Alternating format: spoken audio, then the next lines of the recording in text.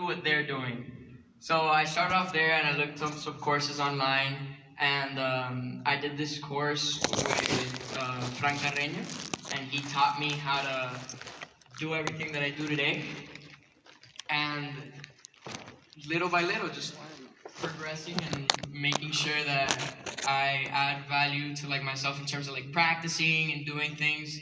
I ended up doing castings over and over and over again until eventually Roms called me and he was like, "Hey, we got this anime that we're doing and we want you to be this kid. Come over to the booth and we'll record." I was like, "Okay, yeah, let's go." At the time, I didn't know what it was. I didn't know how hyped up it was, and I was dumb enough to like not look it up after.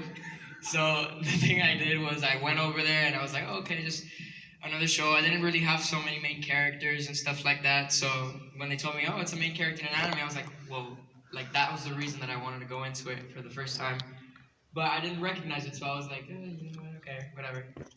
I go up, I do it, and then they tell me, I do the audition, and then they call me back, like, I don't know, it was like a year after, and they're like, hey, you got the part, we can start recording on this day or something like that. I don't remember what year it was. And then all of a sudden, when I go into the booth, Ross was like, do you know how big this show is? And I was like, no, like tell me about it. And he was like, bro, it's like the best anime right now. It's crazy. I was like, for real? Okay. I tried to calm down, but then from there, it was just having, just turning into like the character was like the best part of everything. Yeah, that transformation.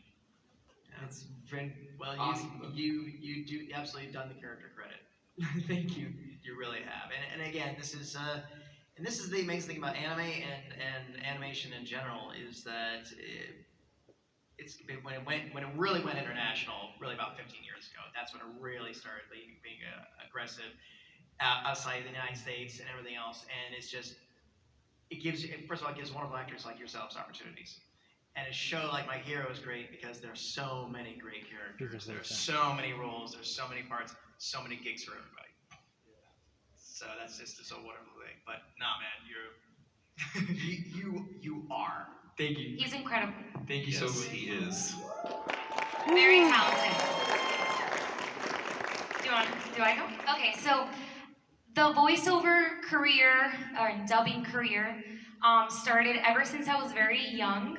I remember sitting in the back of my car telling my dad the directions to get to places, and I'd go, "Dad, please turn right on 2nd Street." And I always did that. I remember muting the shows and memorizing the lines and dubbing the shows that I would watch on TV, right? So that love for art transformed into on-camera acting. From on-camera acting, I remember a acting professor that I had. He said, "I really love your voice. Have you ever tried voiceovers?" And I was like, I mean, I've always imitated commercials. Let me try it out. I start working in voiceovers.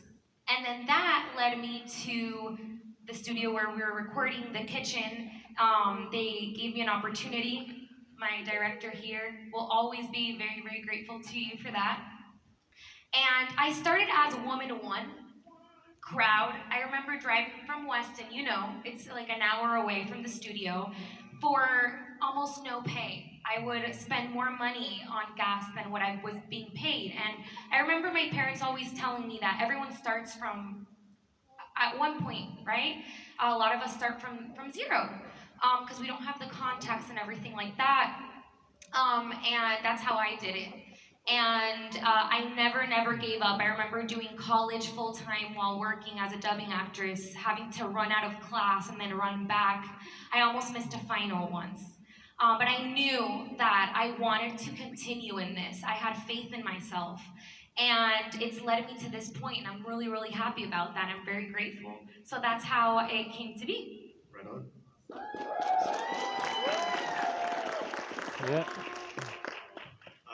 I was a cleaning lady. Kind of got lost in the way, so I was like, Just wandered in the studio. yeah, I was Hey, record vacuuming. this. Record this. I was record. vacuuming, and then by accident I messed up a take, so they're like, now you gotta do it, and that's pretty much it.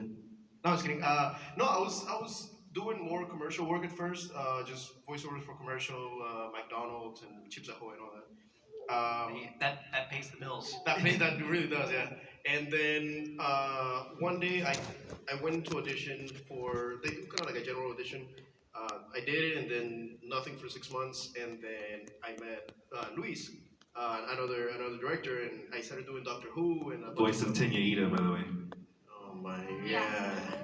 And so I started doing that with him, and then he was like, I have another person that let's see. I was like, okay. And then it was the sexy man right here next to me. Um, and it was really crazy because at the time I was also a photographer for events.